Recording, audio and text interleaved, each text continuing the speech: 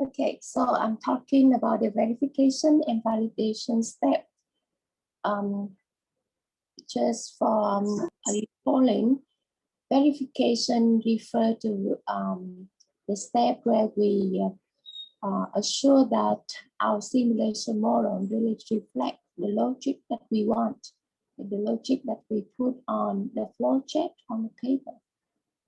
For doing that, we have to use maybe animation tools, monitor certain variables, how it changes during the each simulation step. Okay, so I hope that you all familiar with that up to now. Okay, and it's quite important. After we show that the simulation model reflect the logic that we want, then we proceed to the validation. Right now, we don't have any opportunity to perform the validation step because on the model that we did in lab is the assumption one, okay, not the real one, but the one that you are going to do in your project. You have to validate your model. Means you have to compare it with the real system.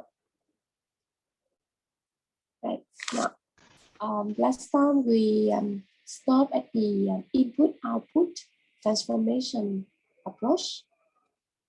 Okay, let's move on to the slide.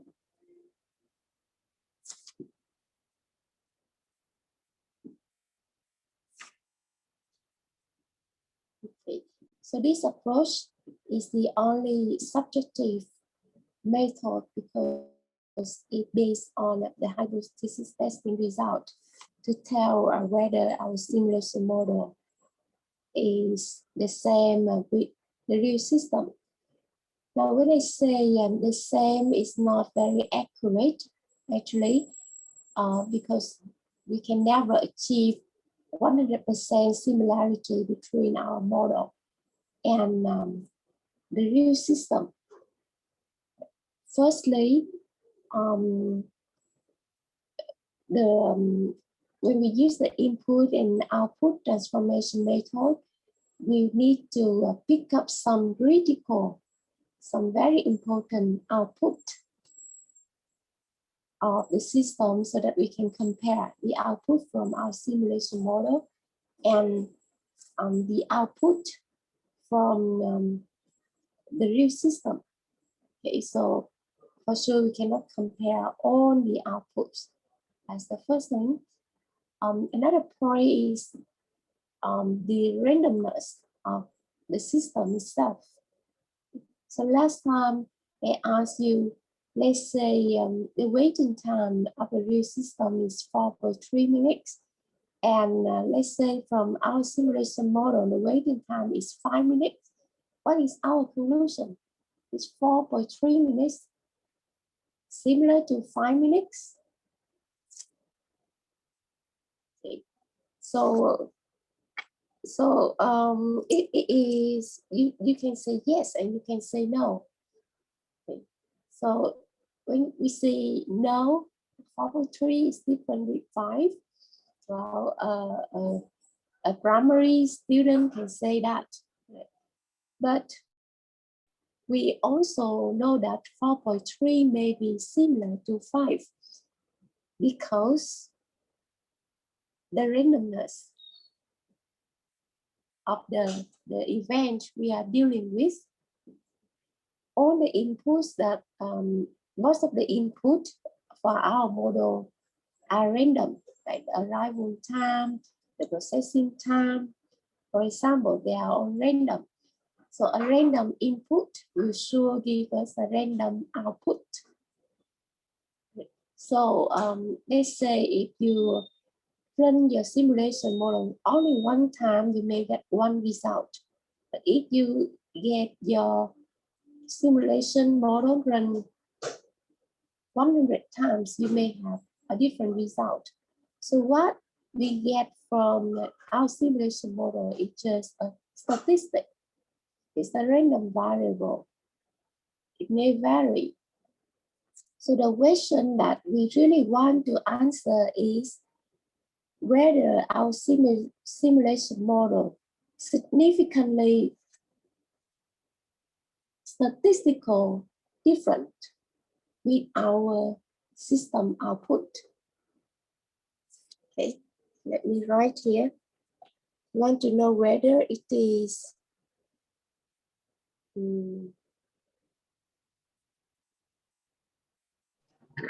Teacher, I cannot find this slide on Blackboard. Can you upload this version? all right. Thank you. Can you give me 2 minutes? I'll check on the Blackboard.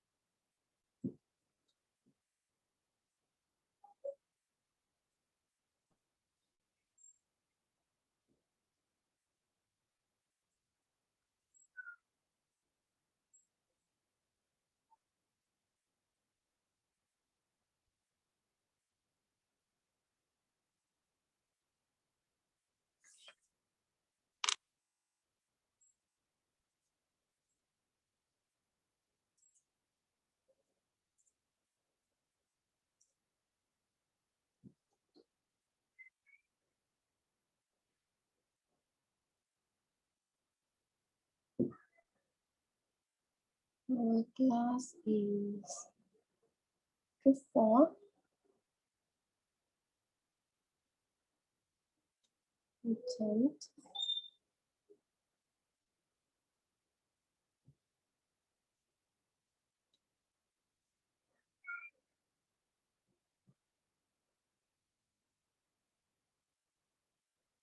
Oh, you are right. You are right. I haven't posted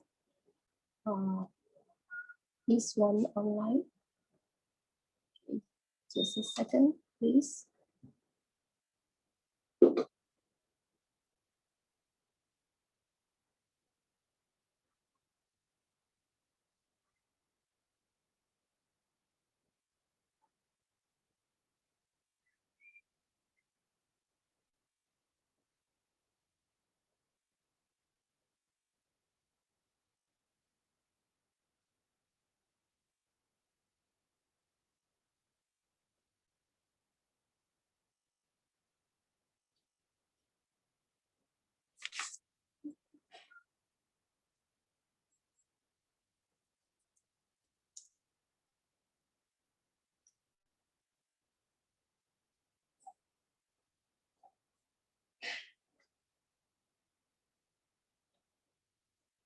Okay, here you are.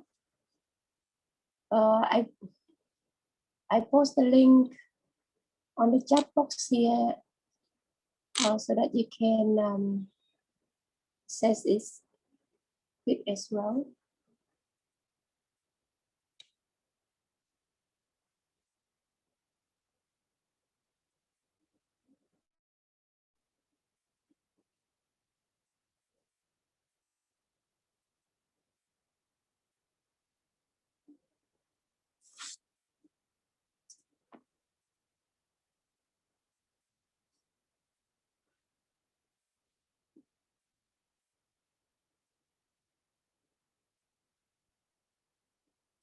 Okay, sorry everyone. You can click on the link in the chat box from the Blackboard. It's okay. Right, you can continue now.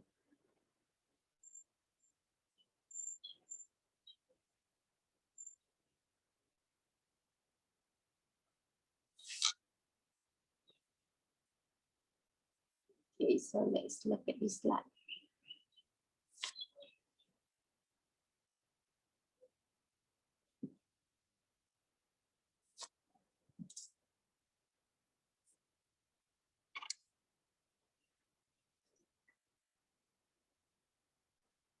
All right, so we go back to our questions, we want to compare the output of our simulation model with the real system.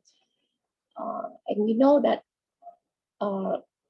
when we look at the precise value, it will be different because it's random. The value is random, it's a random variable. But what we want to know is whether it is statistically and significantly different.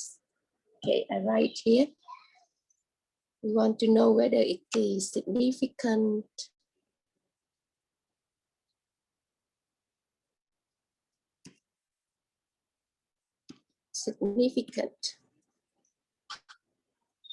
statistical difference.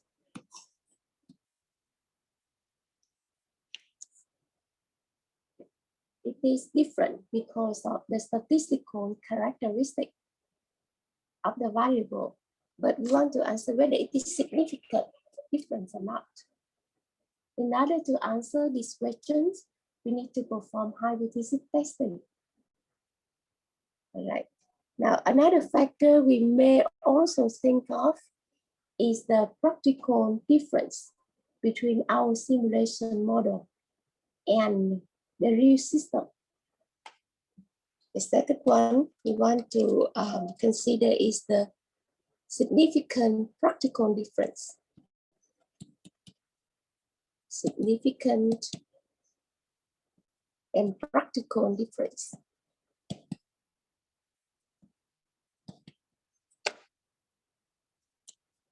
Okay, so there are two things. One is statistical and another one is practical.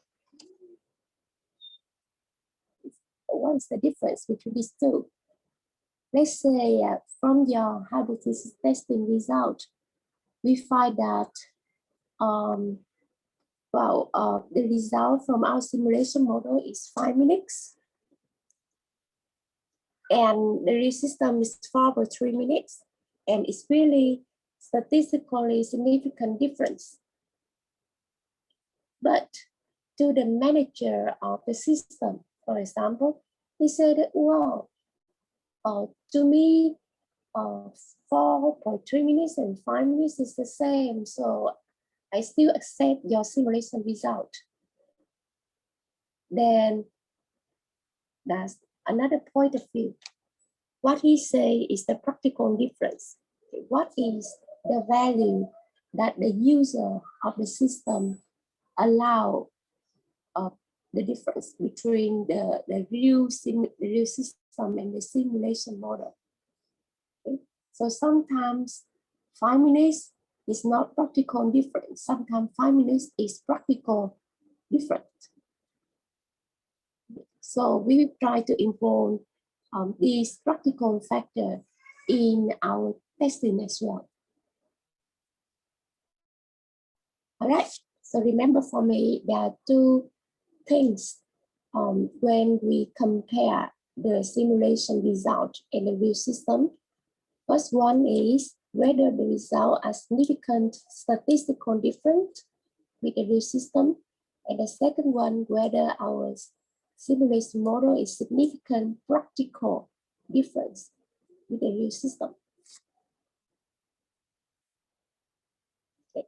So now let's try to test the first one about the statistical difference between our model and the real system.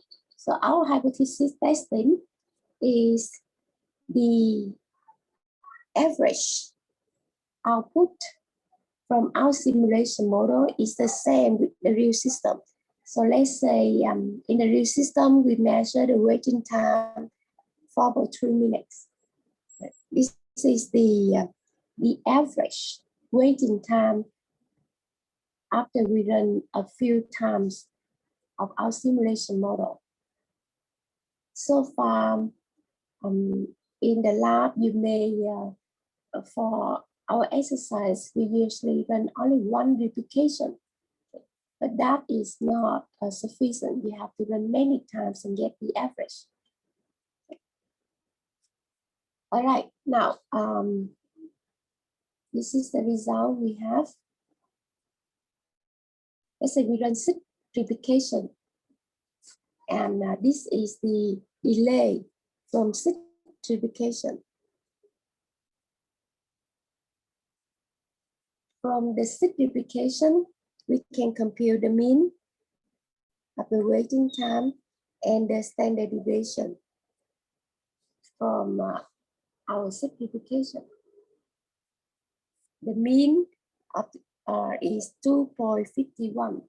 So our question is whether 2.51 the same with 4.3 minutes, or is 2.51 really significant statistical difference with 4.3, or is not significant difference from the statistical point of view. Now 2.51 is the average of this citrification. Then we remember that in our statistical class long time ago, we do study a hypothesis testing to test the mean of a population. Do you still remember that hypothesis testing? What hypothesis test we can use to test the mean of a population?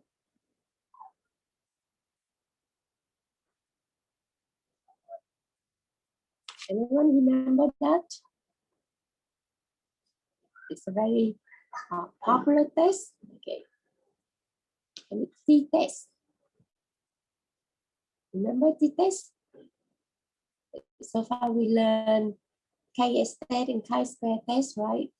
But t-test we learned very long time ago when we want to test the mean of the population. So here we want to test the mean here, whether it's equal to a certain value. So we have the hypothesis testing. This is the hypothesis testing. We have the hypothesis, the null hypothesis and the alternative hypothesis.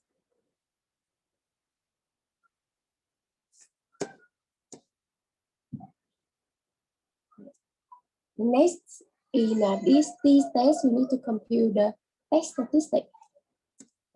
So this is the formula to compute the test statistic.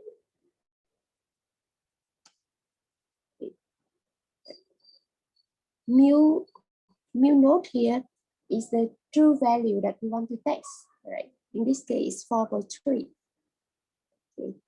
Y bar here is the average, the estimated mean of our population. The estimated mean is calculated by the average. So in our case, this 2.51. The average you compute from the simplification, you compare between the average and the true value. And it depends on the standard deviation.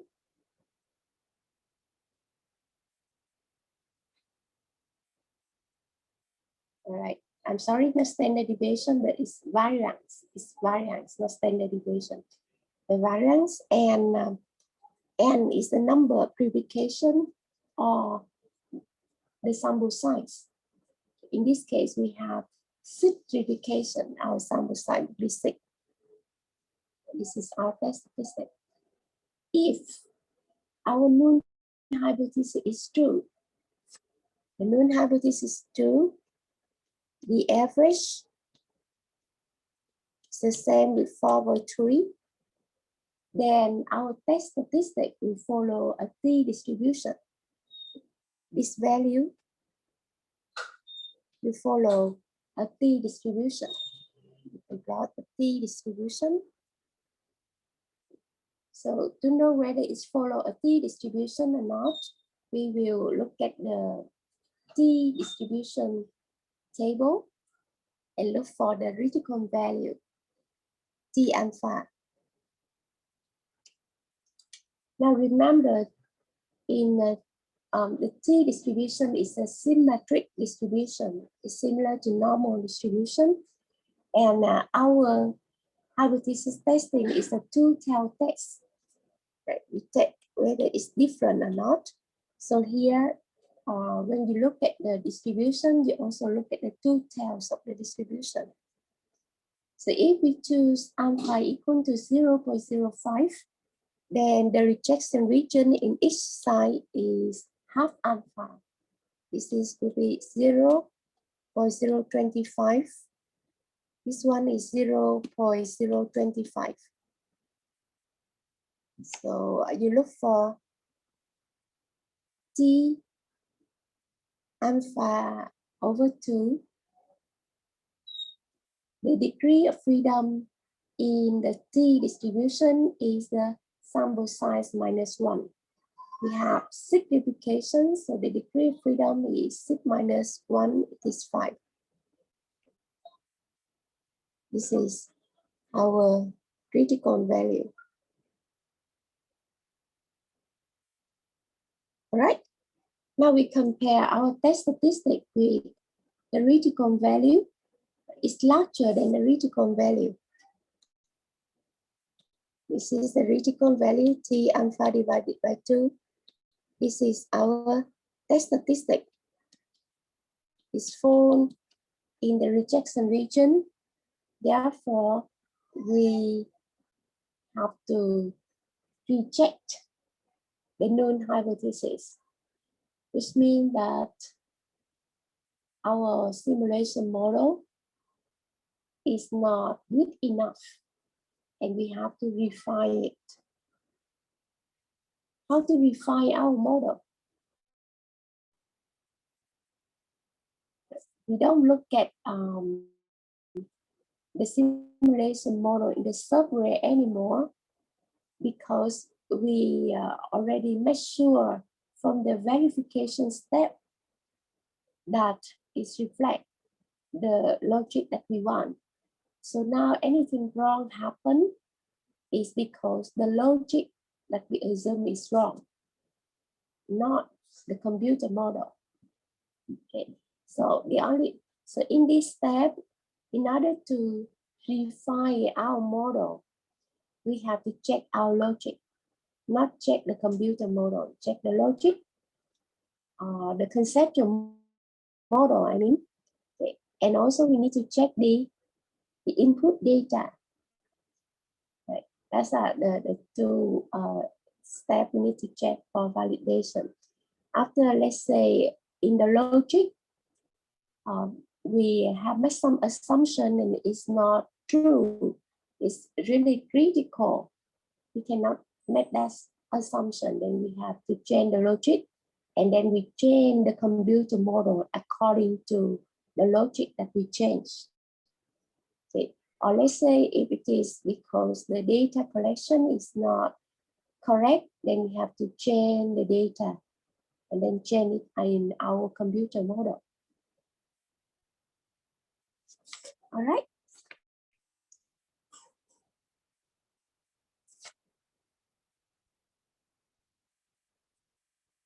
Let's say we revise our model, okay, and we get a new result from our simulation. Okay, still we run 6 replication and we have a new sample mean and the new standard deviation. Now our hypothesis testing is whether for 478 the same with 4.3 or not.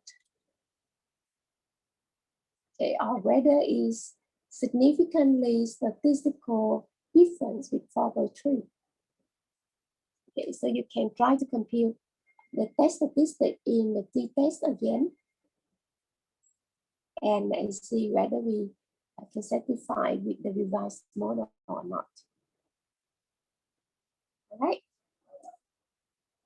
Now, we have to talk about the hypothesis testing error. I already mentioned this in another lesson, but I have to repeat it here because it's quite important. In hypothesis testing, we should be aware of two type errors, type 1 and type 2 error.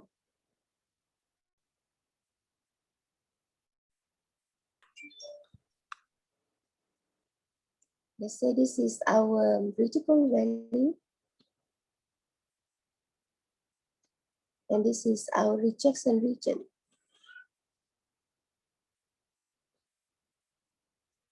Now, when our test statistic fall into the rejection region,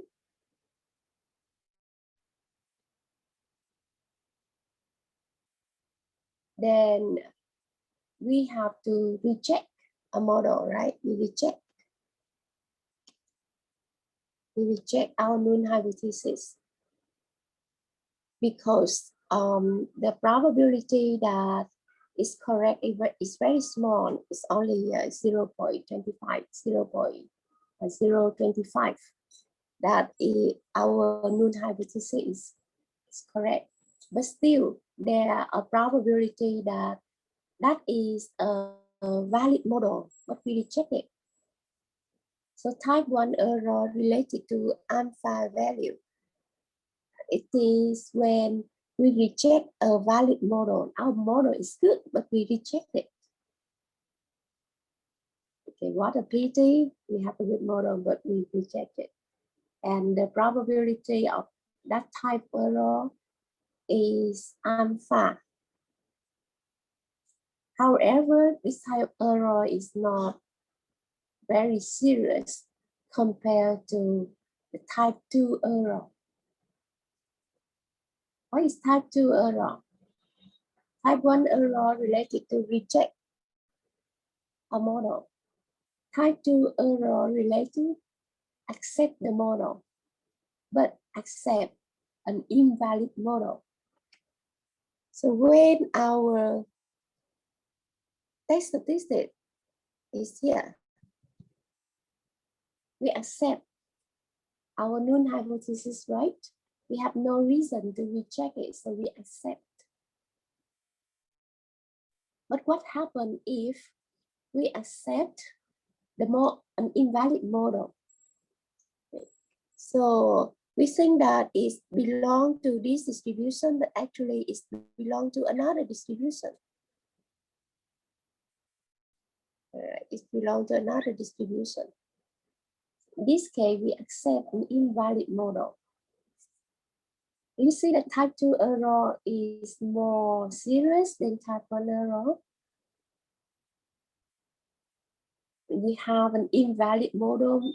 You don't know that, but you still use the result and you claim the result. You make many strong conclusion and suggest it to the manager.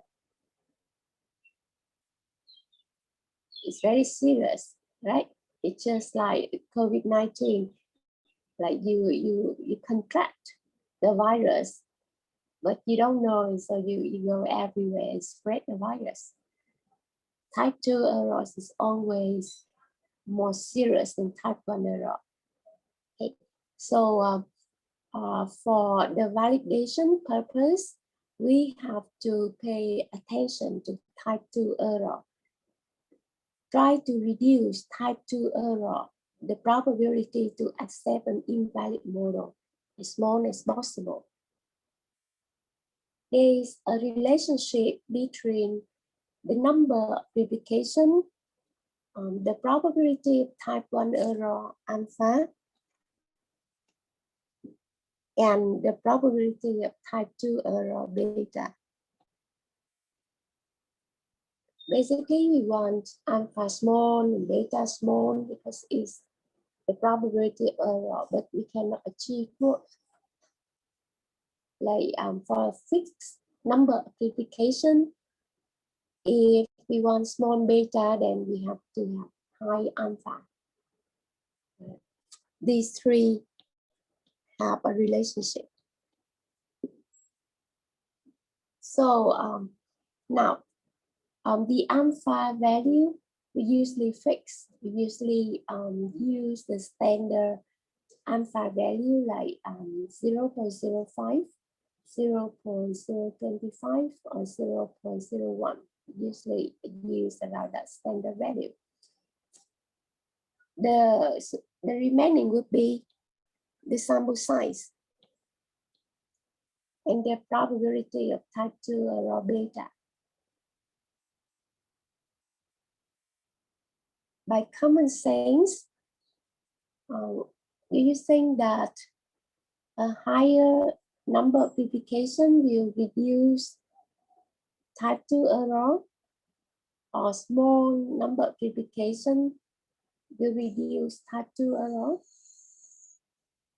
What is the relationship between N and beta if we fix alpha?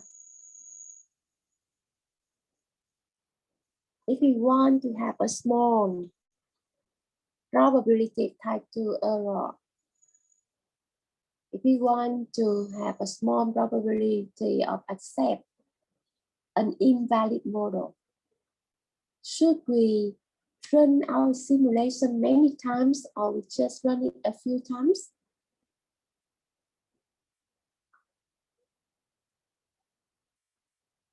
Common sense, we think that we should repeat the simulation many times, okay, so that the result get more accurate, and the chance that we commit type 2 error is smaller, right? Okay, that's common sense, and that's correct. Okay. Now, I give you a quantitative relationship between N, alpha, and beta. Okay.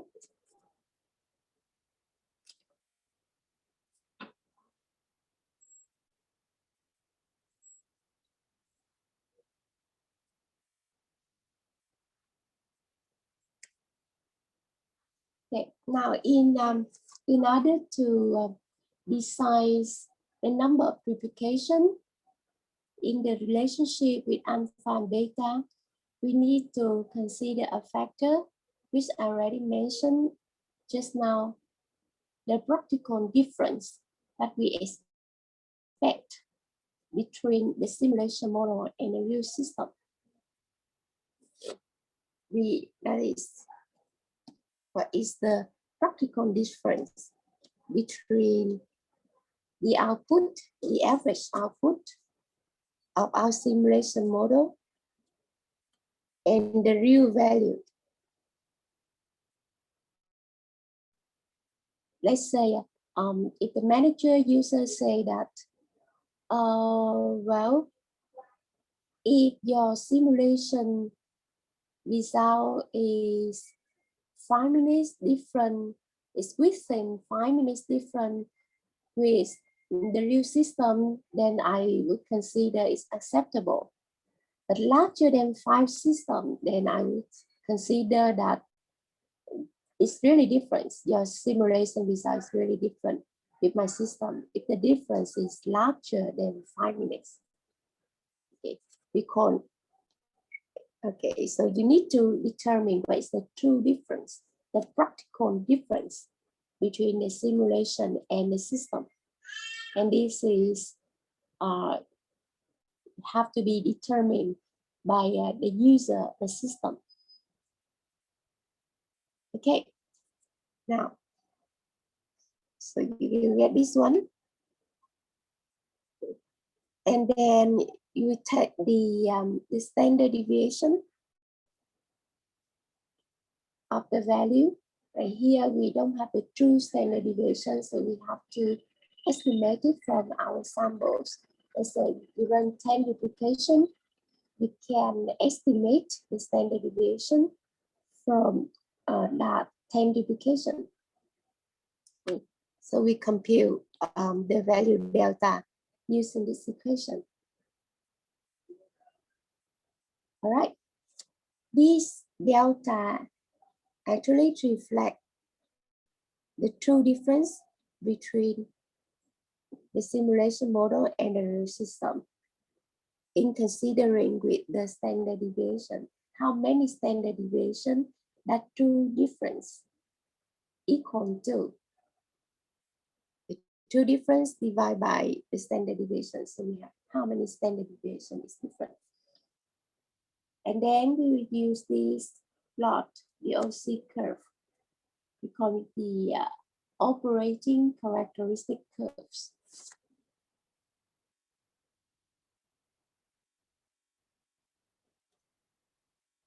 You can look for this curve in the appendix in our textbook. The S-acid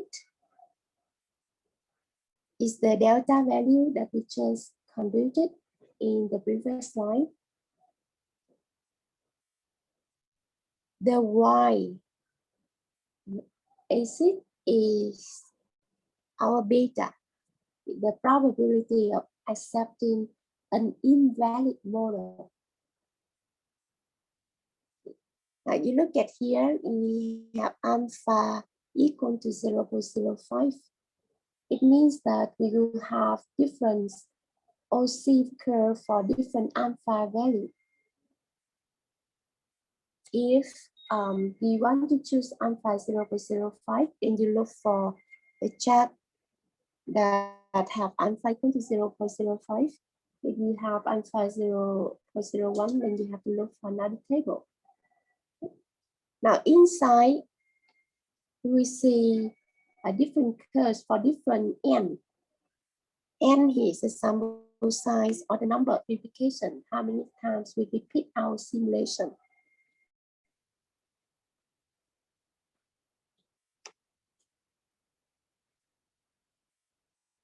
Right. Okay, now let's take this example. Assume that the manager of the system say they expected true difference between our simulation model and the real system is 1.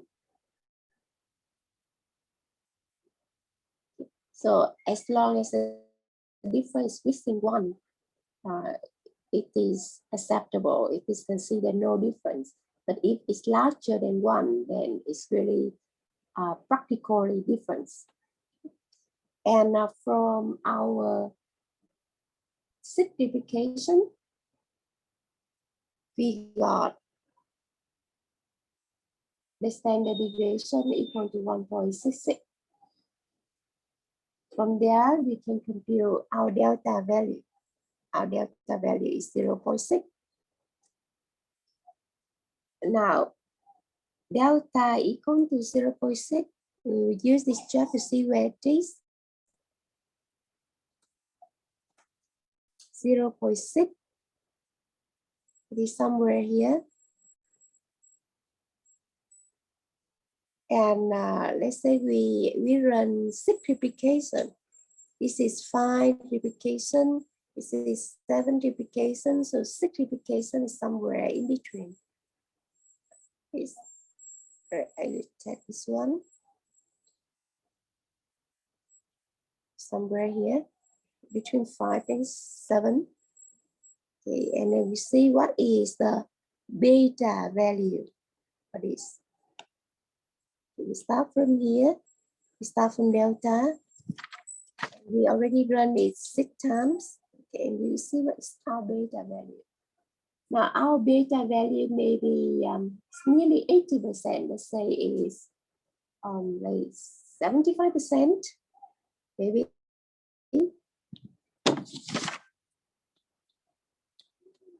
Beta is equal to 75%.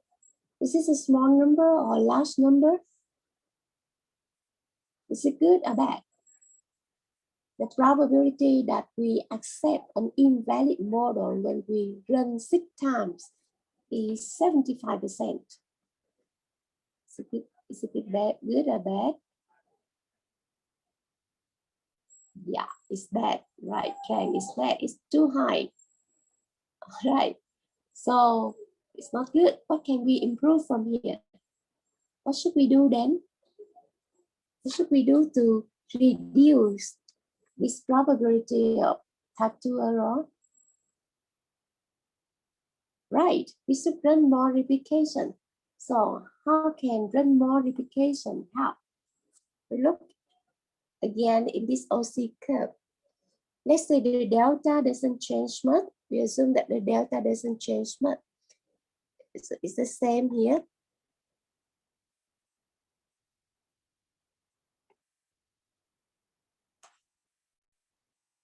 And if we say we try to run 20 replication, we increase to 20 replication. We start from here. All right, this is 20 replication. Okay, and we see, wow, when we increase to 20 replication, beta can reduce to about 30%. Right, that's good. Can we reduce furthermore? Yes, we can. Right. How about 40 replication? Okay, this here. All right, we will have a very small value of beta now with 40 replication. Yes. All right. Now you may be afraid that does it take long time? Does it take long time for 40, 50, 100 replications? Well, most of the time, simulation, it can be very fast, 3 seconds. And remember, when you have a long run, then when in the run setup, you can choose the batch run. Okay, you choose the batch. Don't choose the highlight attribute, choose the batch run. Okay, when you choose this one, it will ignore the animation and can give you the result very fast. No need to wait for so long. Okay, pay attention for this option when you go to the run setting. Choose the batch. All right, so the number of replication in simulation is usually not a problem.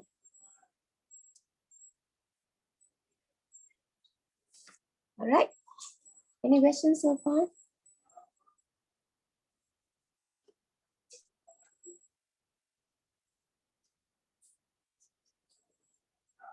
Okay. Now, let's continue.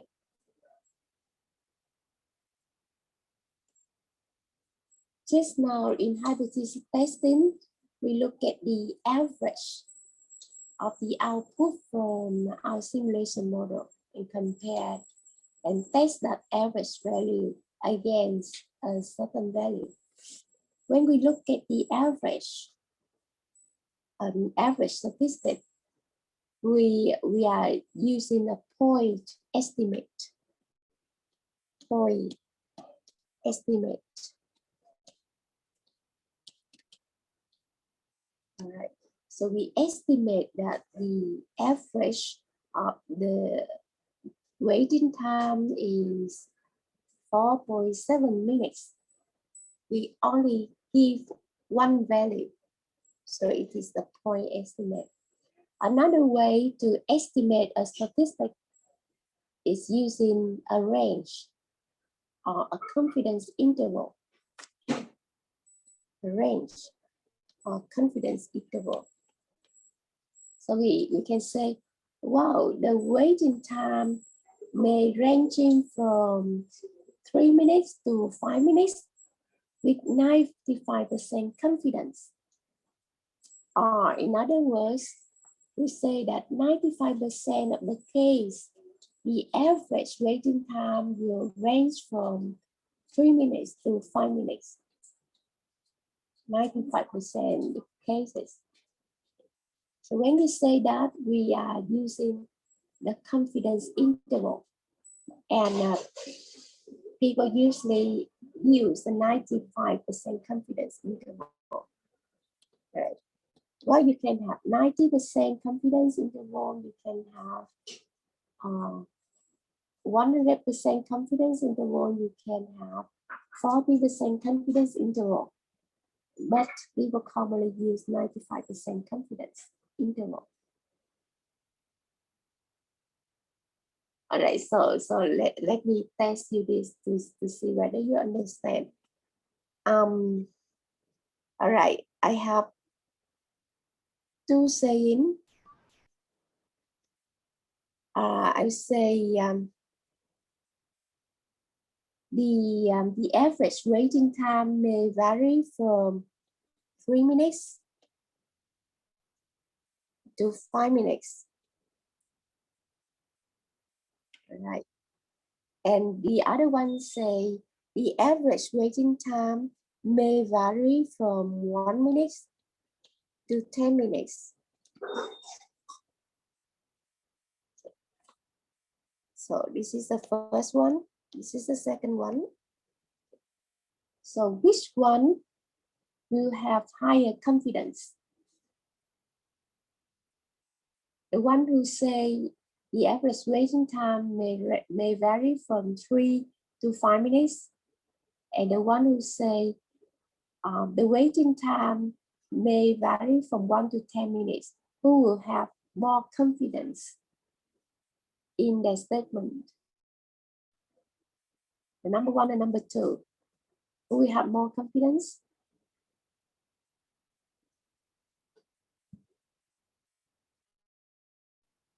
Who have higher probability of saying the right thing? Number one and number two.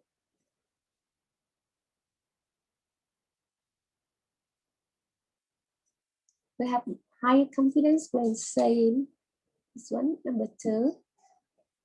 That's right. Okay, can you score again? Okay. The one who say a wider interval, this is a wider interval compared to the first one, you have more confidence. Right, the probability that he is correct will be higher. Confidence related to the probability that you are right.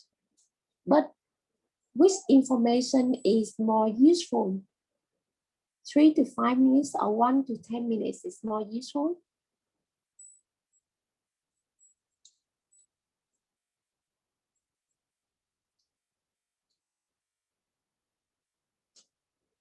The one who say that give you the average waiting time from 3 to 5 minutes, that information is this more useful than the waiting time may vary from 1 to 10 minutes?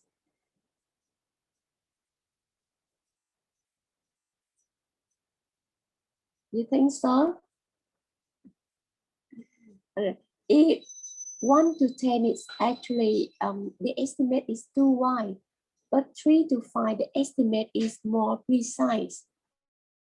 So actually number one would, the information number one is actually more useful to us, right? Let's say I tell you that, well, your midterm score vary from 1 to 100. Then that's not very helpful to you because I give you a too wide range. But if I tell you your midterm score range from 60 to 90, wow, then you feel relief, right? Or everyone above 50. The ranging is smaller, is more useful.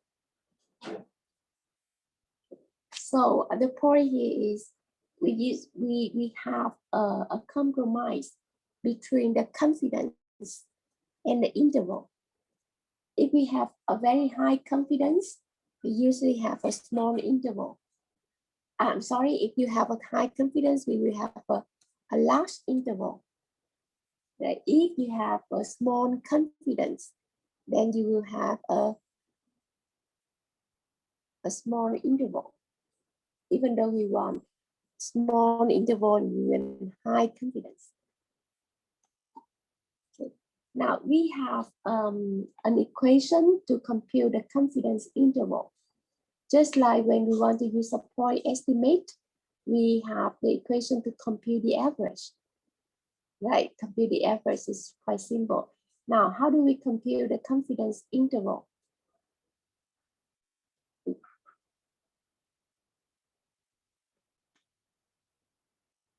So the equation in this slide gives us the confidence interval computation.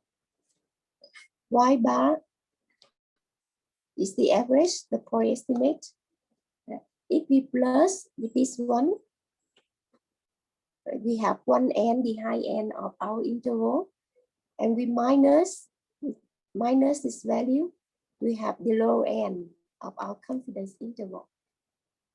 So this value, this T alpha multiplied with S divided by square root of N, we call this one half width of the confidence interval. So here we have the width of the confidence interval. This one is the half width of the confidence interval. All right. Okay. So if you want to give a ranging estimate, firstly, you need to know the average. You still need to know the variance. Okay, you need to know the critical value here. Okay. And you need to know the sample size, then you can compute, you can state the confidence interval. So if you want to know the 95% confidence interval, then our alpha would be 95. I'm sorry, our alpha would be 5% divided by 2. If you want to look for 95% confidence interval, 95% confidence interval means here. All right. This is 2.5%. This is 2.5%. So we have the rest is here. 95% is here. And 95% of our statistic will form in this range. In this case, you have to look for alpha 5%. So its case is 2.5%. And look for T alpha divided by 2.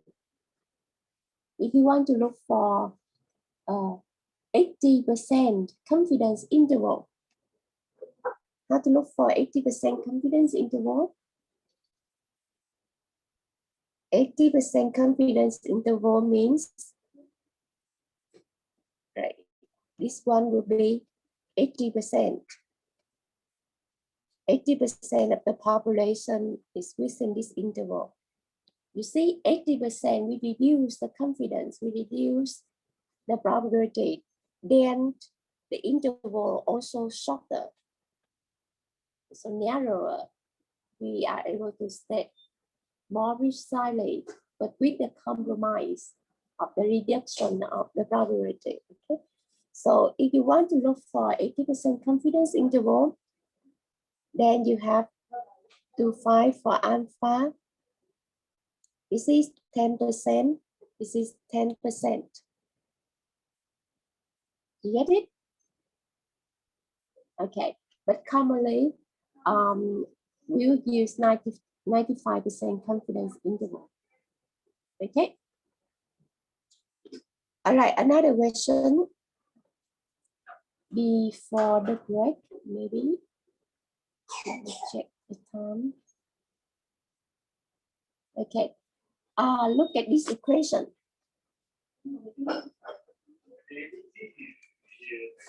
Can you tell me what is the relationship between the number of publications and the width of the confidence interval?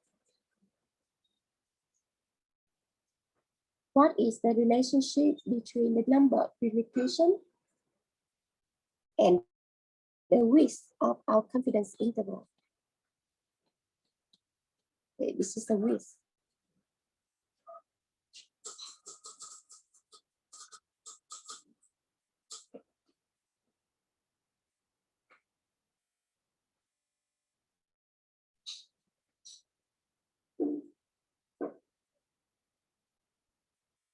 Hello? Can anyone guess from this equation? Just now we discussed between the confidence with the width. right? Increase the confidence, you widen the width. Reduce the confidence, will narrow the width. Now I ask you about the replication, the number replication. If we increase the number of replication, what happened to the width?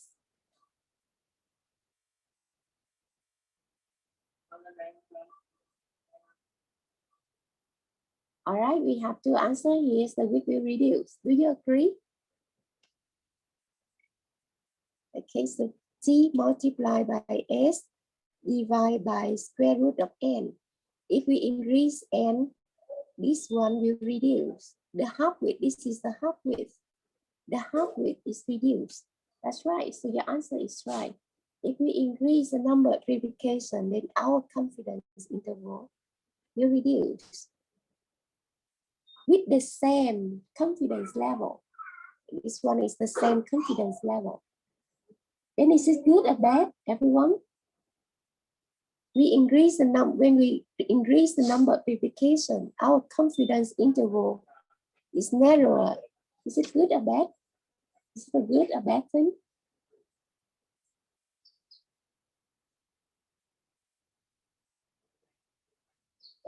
Now, instead of, if we only run one time, then we say 95%, well, the waiting time may vary from 1 to 10 minutes with 95% confidence.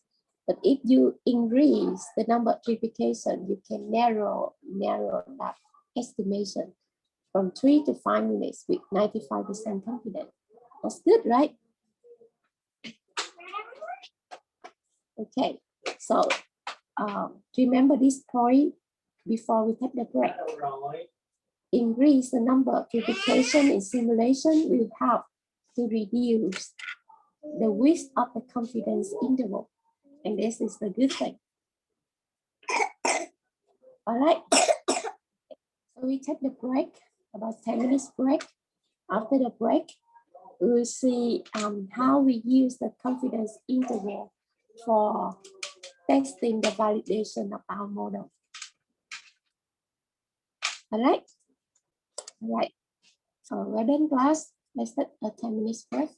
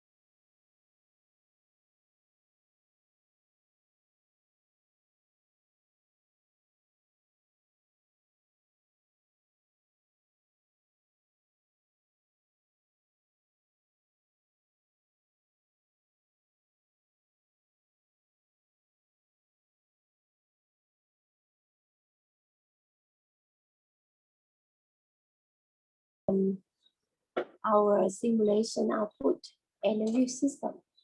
Just now we just talked about the statistical difference. Now we talk about the practical difference. Let's say if we involve that factor into our analysis, will it change our conclusion or not? Okay. Let's say let's say that we have epsilon as the true practical difference between our model and the real system. It means that as long as the difference between our model and the system is within epsilon, smaller than epsilon, we consider that they are similar. Okay, the difference is too small, smaller than the expected difference that we allow. This is a practical value.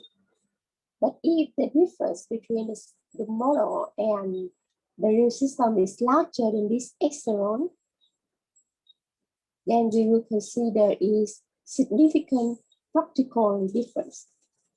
Okay, now we consider the factor epsilon here. For the first scenarios where the true values is outside the confidence interval, we will look for the best case and the worst case. The best case is where the output of our model, the difference between the output of our model and the real one is smallest. This is when the output of our model is here. Okay, this is the difference between the output of our model and the real system. This is when it occurs smallest. As we call the best case error. Now, our simulation output may take any value from here to here, from within the confidence interval.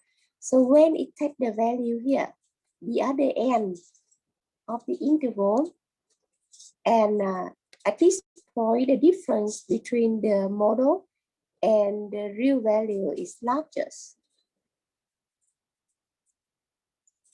This case we call the worst case error. The best case error and the worst case error. We can compute the confidence interval. We know this one, we have the value of this one, and we know the real system can measure, so we know this one. And we also already have the epsilon in mind. These are the few other cases we have. The first case is when our best case error, larger than epsilon. The best case error larger than epsilon. What do you think? The best case error larger than epsilon. How should we conclude about our model? Valid or invalid? Remember that we expect the output of our model should be smaller than epsilon. And so we will accept our model. We will say that it's a valid one. Now the best case error is larger than epsilon. What is your conclusion?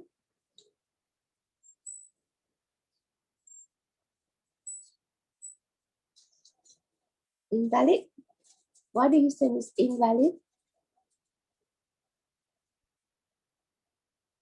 Remember, this is just our best case. We still have other cases, right? Other cases occurring in this confidence interval.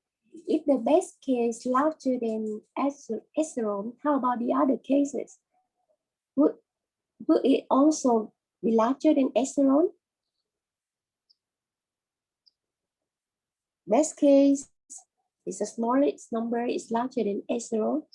Then for sure the other cases, okay, in this confidence interval will be larger than epsilon, right? So we have when the best case error larger than epsilon, 95% that our simulation output will be larger than epsilon. And so we conclude that our current model is invalid, or we need to refine our model. Okay, our model needs to be refined. You should check the logic again, you should check the data again, check all of your assumptions again. All right. Okay, now let's try the next one. The next one, when we have the worst case error smaller than epsilon. The worst case smaller than epsilon. What is your conclusion about our model? Is it valid or invalid? Should we accept our model? We compute the confidence interval and we compute the worst case one. We find that it's smaller than epsilon. Valid. All right, why we say it valid? The worst case is the largest possible error, right? The largest possible error. When the largest possible error is smaller than epsilon, the other case we have here will be smaller than epsilon, right? All right, the other cases will be smaller than the worst case and will be smaller than epsilon. So in this case, we will accept our model. We consider our model valid. Right? So we will accept the model. Now we go to the last one.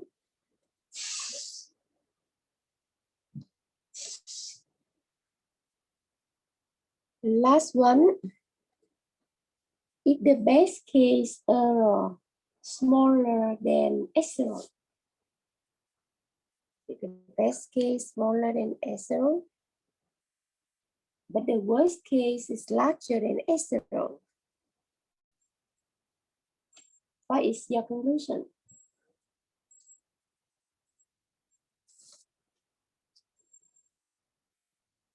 We have epsilon here, and our worst case is larger than epsilon. Our best case is smaller than epsilon. What is your conclusion? Not sure.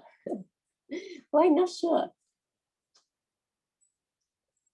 Well, the worst case larger than epsilon means our model in that particular point, our model is not good, it's invalid, right?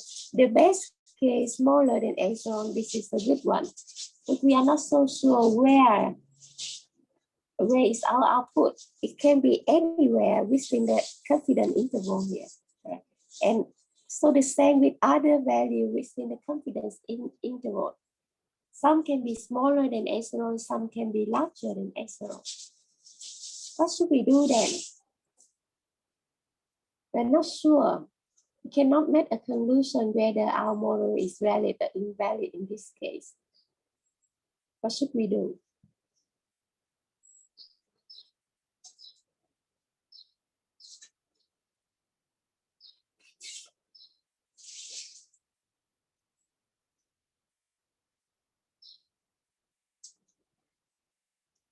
Okay, nice try and more replication. But let's see how more replication can help us reach a solution, a conclusion. When we have confidence interval that is too wide, our estimation is too wide. Remember, it's not good. It doesn't help anything. The information is too bad. It doesn't helpful. Right. So when our confidence interval is too wide, the best case is very small and the worst case is very large. So we cannot make any conclusion. If we increase the number of replication, then we can reduce our confidence interval. Look at this. Okay. Let's say at the beginning, this is our confidence interval, and we cannot make any conclusion because it's too wide. The best case, too small, smaller than epsilon. The worst case, too large, larger than epsilon. We increase the number of replication, and let's say we able to reduce the confidence interval like this.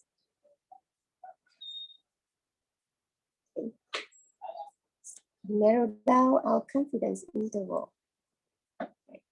Maybe we increase the number replication to certain point where the confidence interval is small enough, and the best case increasing, all right, increasing to certain point that it becomes larger than epsilon, right? From the point where it is smaller than epsilon to larger than epsilon, because we increase the number of replication, reduce the width. Okay, you see the best case increase, right, to the point that it's larger than epsilon. If it becomes larger than epsilon, then we can reach the first conclusion. Well, our model is really not good. We have to refine it. The same, let's say when we reduce the confidence interval to a certain point where it happened that the worst case becomes smaller and smaller, okay, becomes smaller and smaller to the point that it becomes smaller than epsilon. Before it is larger, but now it becomes smaller than epsilon. If this happens, then we can reach a conclusion that, oh, actually our model is good. It's a valid one, we can accept it.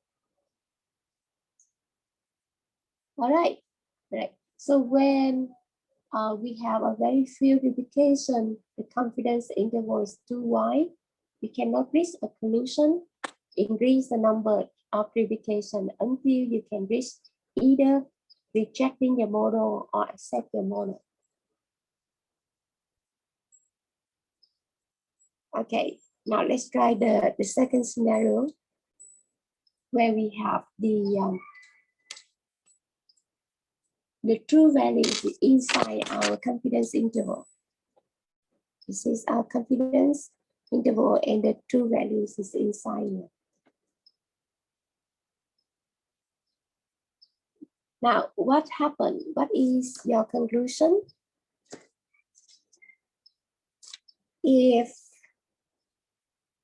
the best case, either the best case or the worst case error larger than epsilon.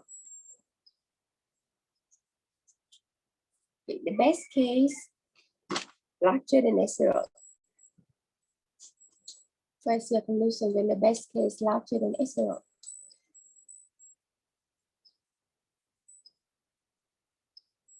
Larger than epsilon is not good. Remember that larger than epsilon is not good. Now the best case is larger than epsilon. Invalid. All right. Now, think carefully. Is it the same with the previous scenario here?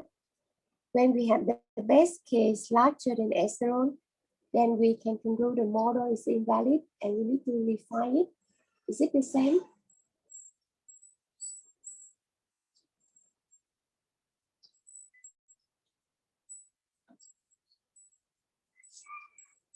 Look at this situation. Is there any case where the error can be smaller than the best case? When in the A scenario, the best case is the smallest error. The best case is the smallest error. We look at here and here is the smallest distance. But for the second case, in the B scenario, is the best case what we call, so called the best case? Is it the smallest error? What happen if our output is here?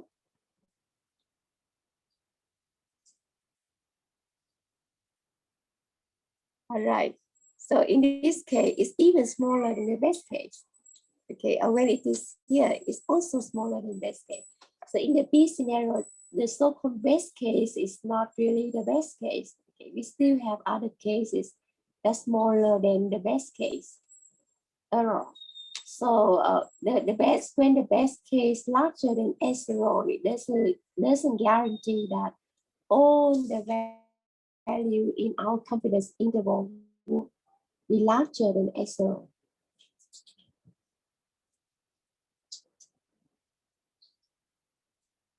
Okay, so the same thing here, when we compare the worst case, when the worst case is larger than epsilon.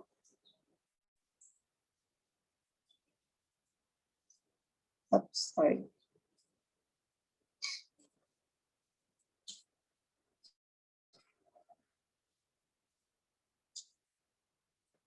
When the worst case is larger than epsilon,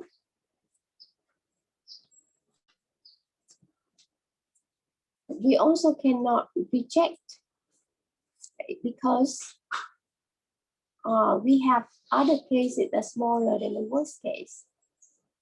In short, either the best case or the worst case error is larger than epsilon, we have no conclusion. We cannot say, well, our model good or not good, but more replication are necessary. More replication. We should narrow down the confidence interval. That's right, then the answer is right. All right, so it's a little bit different with the A scenario here. Let's try the next one. If the worst case error is smaller than epsilon, the worst case error is smaller than epsilon,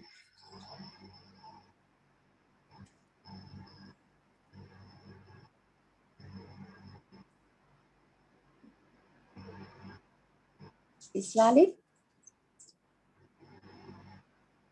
Right. The worst case now is really the largest possible error. And if the largest possible error is smaller than epsilon, then other possible error also smaller than epsilon. Your answer is correct. The model is valid. We can accept it. All right. So it would be the same with the A scenario when the worst case smaller than epsilon. Right. So you can you can spend some time at home and see if all the scenario that I give here cover everything.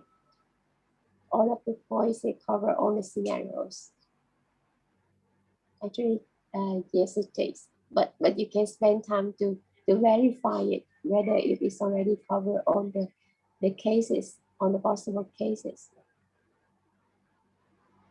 Okay, so in short, for the input-output transformation method, you can test by using the hypothesis testing for the point estimate. And the hypothesis testing we use as a t-test. Okay, we test whether the average output from our simulation model is statistically the same, insignificantly different with the true value, or you can use the the confidence interval here to judge whether our model is acceptable or not. Now let's try one example.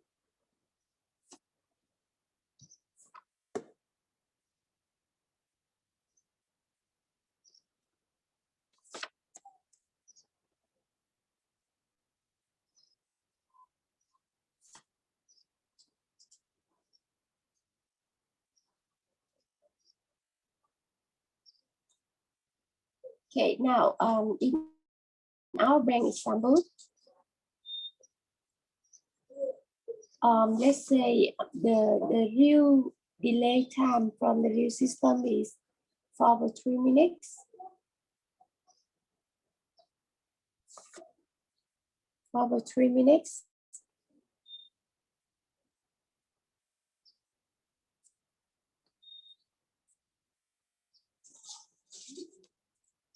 Okay. And the close enough value, the echelon one is 1 minute. This is the practical difference allowable. And from our simplification, we compute our 95% confidence interval is for within 1.65 to 3.37. From simplification, we can calculate the average. We can calculate the half-width confidence interval. This one is 1.65. This one is 3.37. What is the conclusion then? Our true value is 4.3 is here. Where is the conclusion?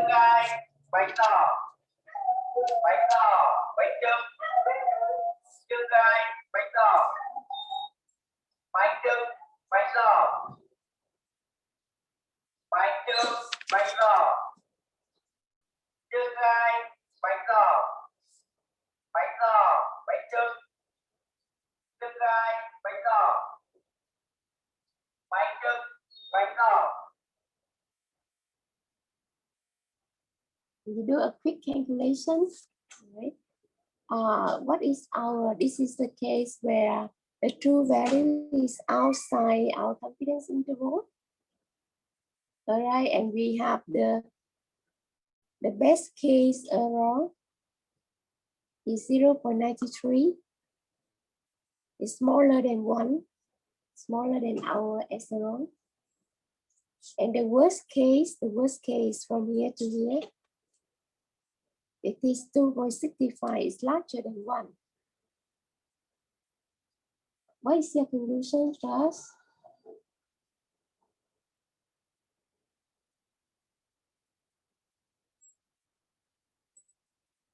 More replication unnecessary. Okay, you follow me very closely. Okay, that's right. Okay, we have the best case smaller than echelon.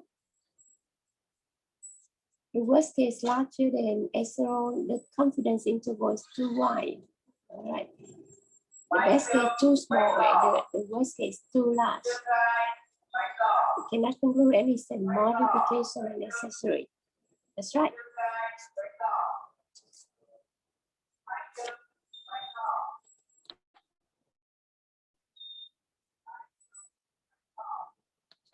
All right, so maybe we stop here. All right, and before we stop, let's try the Kahoot game. All right, see whether we still remember what we have learned. I mean, last week. Okay, so as usual, the winner of the game may win more bonus than the rest. Right. Okay, I already fixed the Kahoot. So I'm going to share with you the Kahoot game now, and I want you to log into Kahoot using the pin. You can use your student ID if you want. Okay, now let me try to share the screen.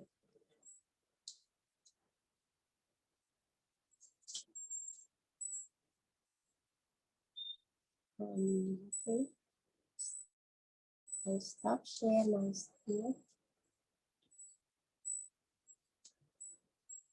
Share.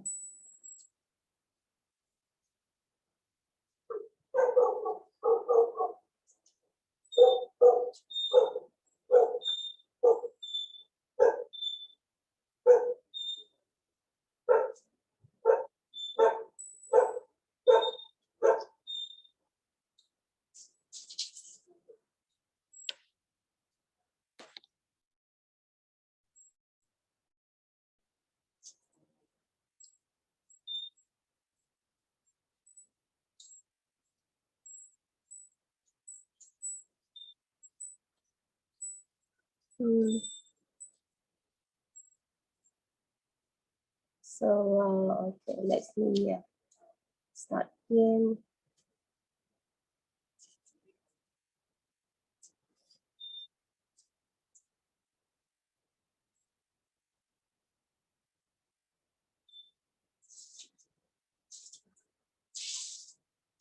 Give me a second.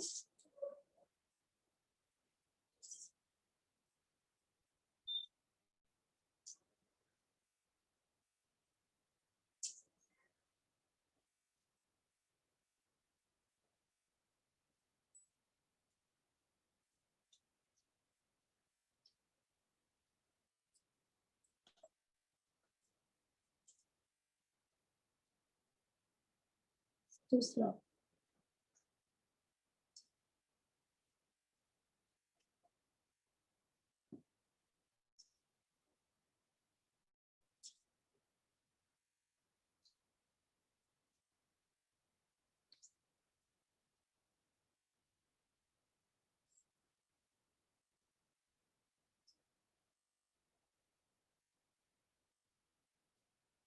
Oh, what happened here?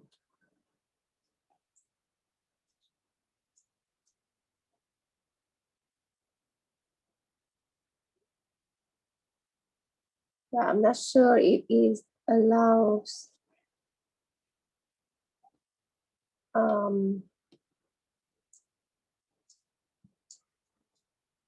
it's very strange because last time it allowed more than I mean up to 50 players, but now it's only allowed me to have 10 players. Let me check whether it's correct or not.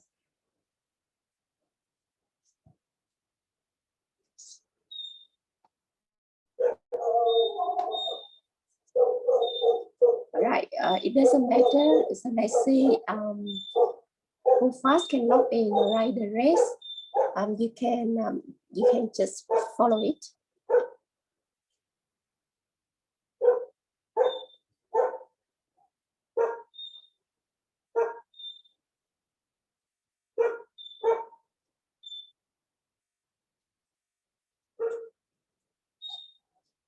Well, this one becomes not as good as before because it's no longer free with many users.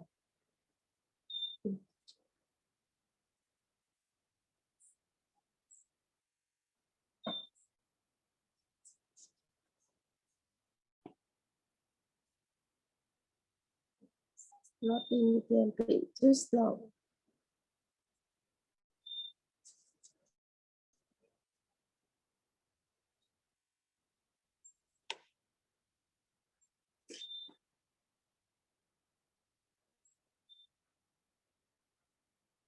So I don't know when it finished. It's like going forever.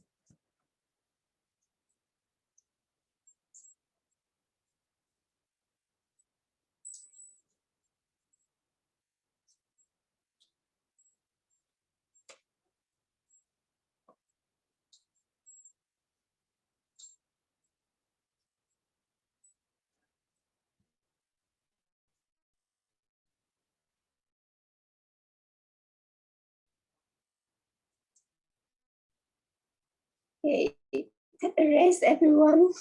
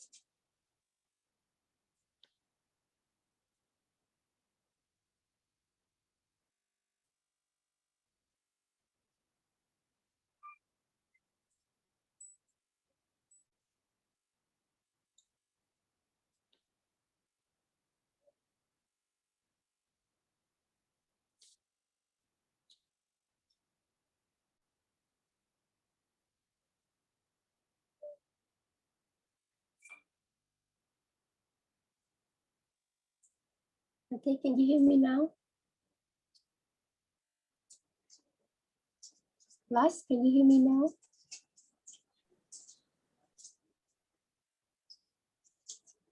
Okay, thank you. Sorry. All right. So I'm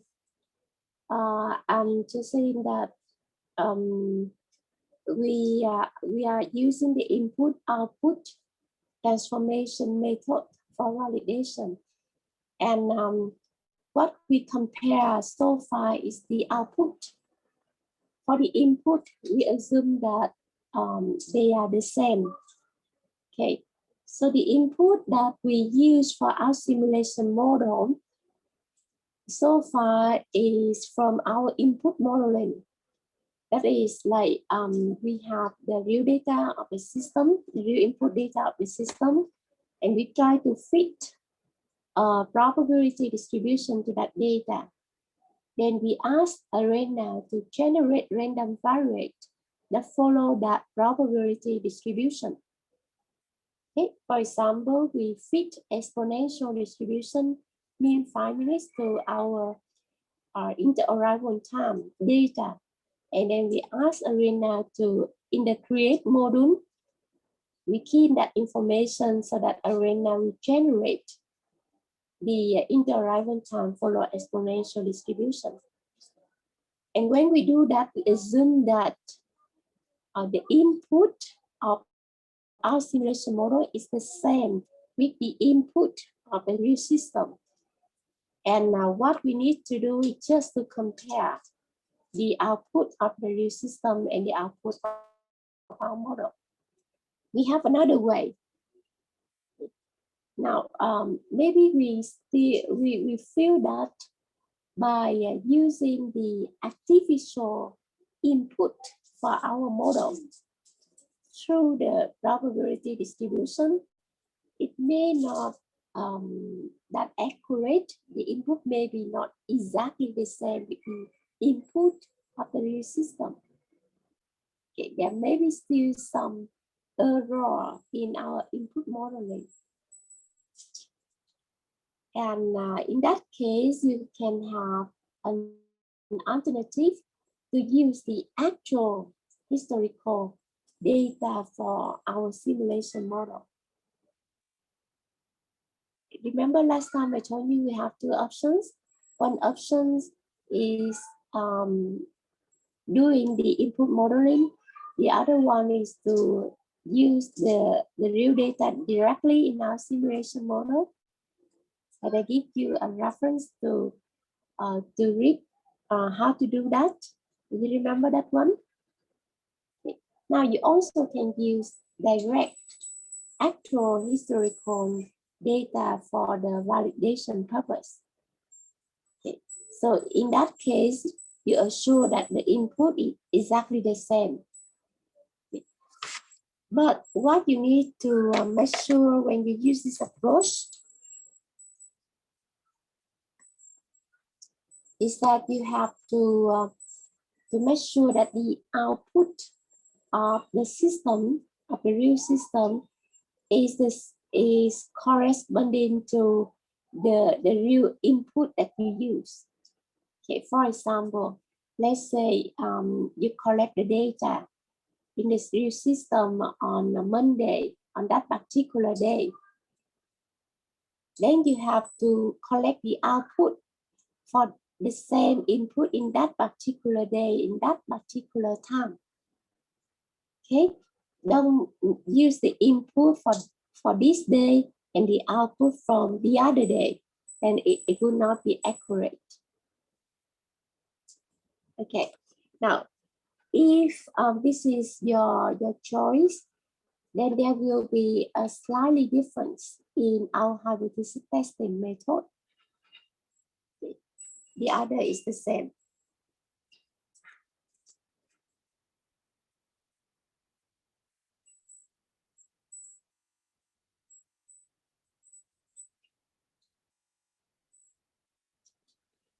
Now,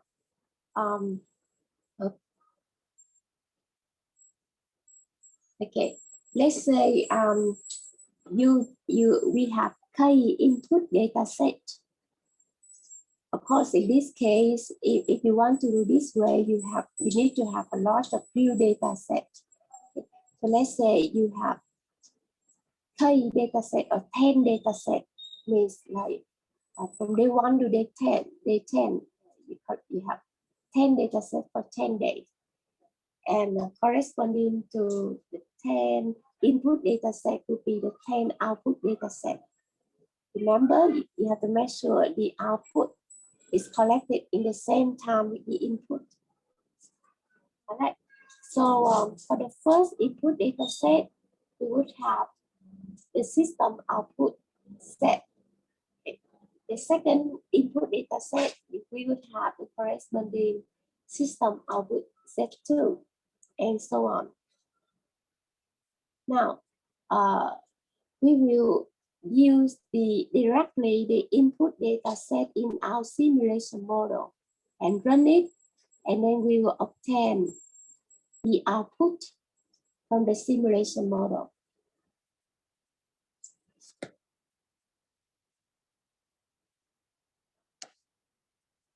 Okay. All right. So okay, so we have 10 data set, and we would have 10 system output like this one, and 10 model output in this column. Now, if we use the previous approach, how do we conduct the hypothesis testing?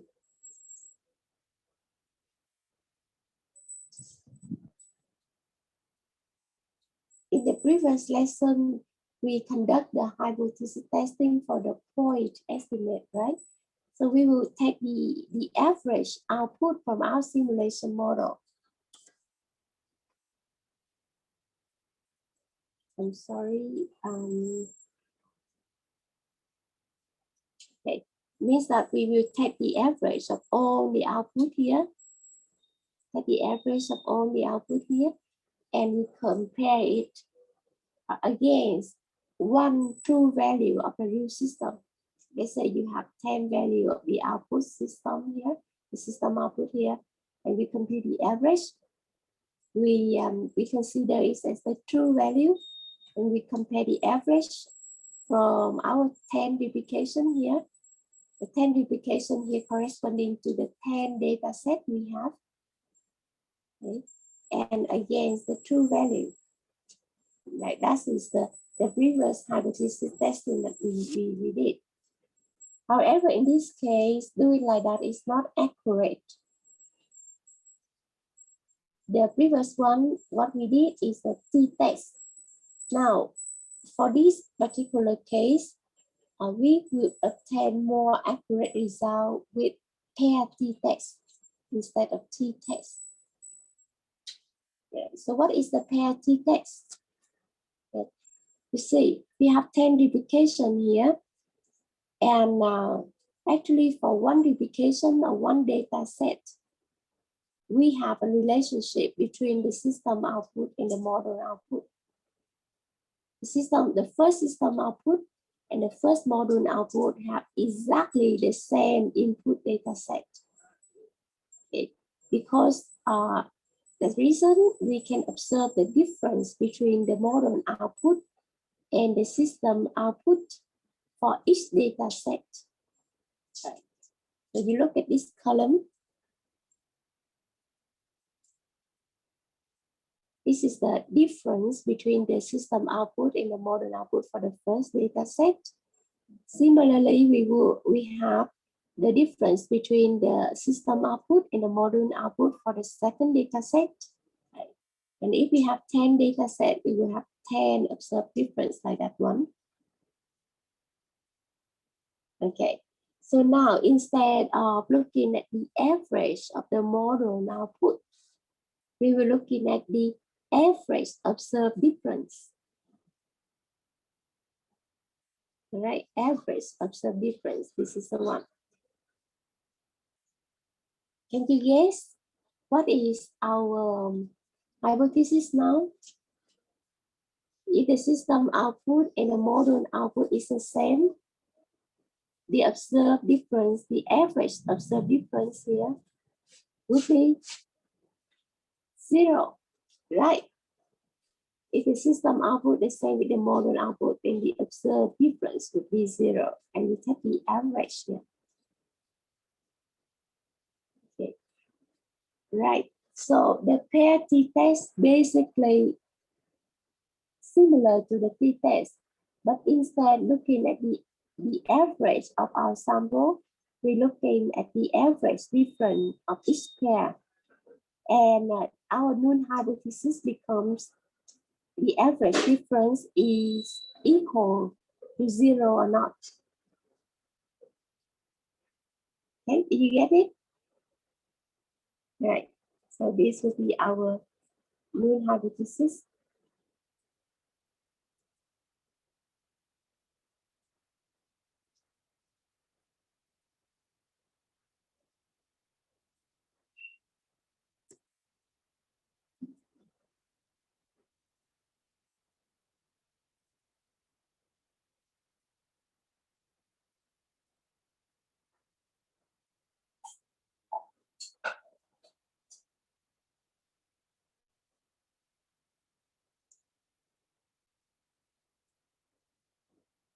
This would be our null hypothesis.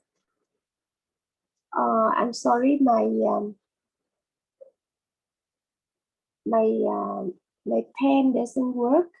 It seems that like everything's shut down now, so I cannot write on the screen. Okay. Okay, so maybe it's signal the time to stop. But the null hypothesis will become this one is equal to 0.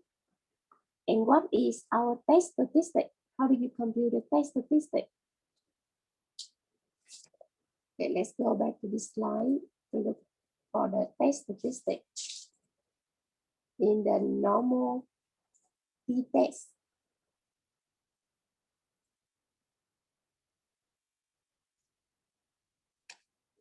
Okay, now this is the test statistic in the normal t-test.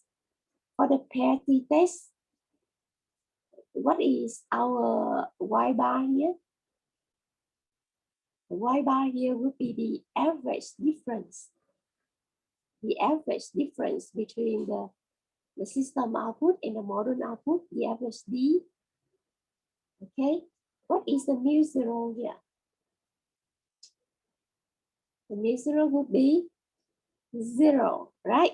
Okay, we expected that the difference is 0, the true value is 0, so we take this one minus 0. What is the variance here? The variance here would be the variance computed from the difference in each pair. Okay. And the n would be the number of data set we have. All right, now go. You remember this one? Sorry, I cannot write on the screen anymore. You remember this test statistic formula applied for the pair t-test?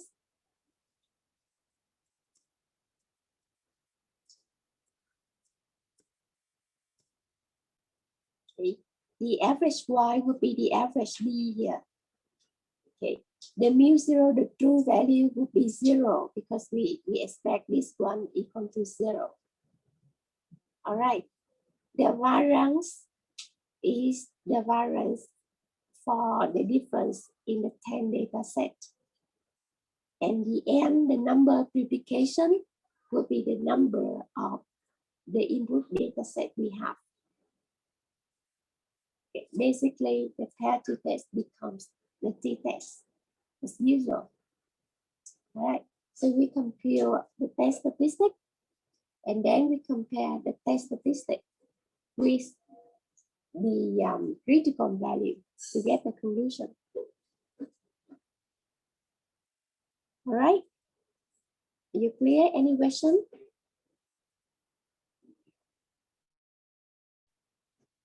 Okay, so we have two methods for the input-output validation. Either we use the input modeling and assume that the input from our model and the input from the system is the same. then we just you either use the hypothesis testing to compare the output of the model and the system, or we use the confidence interval testing. For either case, remember, besides consider whether it is significantly statistical difference, we also consider the practical difference between the real system and the model. Okay, and we should pay attention especially to type 2 error. The error will happen when we accept an invalid model. And again, the number of duplication is very important. Okay, it helps us to get a valid conclusion, a correct conclusion about our model. Remember that. Okay. All right, the last one, very short, so I will finish this in 5 seconds. Now, an alternative method of the input-output validation is using a Turing test. Okay, this can be used when, in addition to the statistical test, or when there's no statistical test applicable. Right. Again, this is because it doesn't use statistical test, so it's quite subjective. It depends on the person's knowledge about the system. Right. So how do we do the Turing test? Okay, very simple. Let's say you run the simulation 10 times. Okay, or like a few times. Or let's say 5 times, you run the simulation 5 times, you get the 5 output results. Okay. And you also get the 5 output from the real system. Okay, you miss it. You miss it, and you present it to someone that is very familiar with the system. Okay, and you ask them whether they can distinguish which one is the fake one, the one that from the simulation, and which one from the real system. Okay. If they are able to point out the one that is not from the real system, then very clearly that our simulation model result is different from the real system. But if the person cannot distinguish between the fake and the real one, you have to repeat it many times, then we can, well, rest assured that our simulation model is similar to the real system. And that's why that experienced person cannot distinguish which one the fake, which one is the real one. Okay, it's very simple, right? It's a Turing test. So we can use it in addition to our complicated hypothesis testing. All right, so that's bring us to the end of our validation lesson. Okay, is there any question?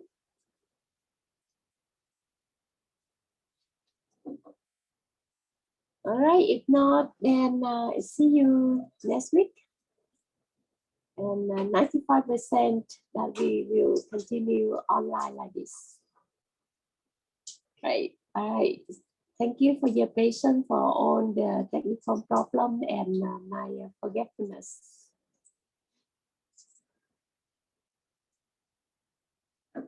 See you next week, class.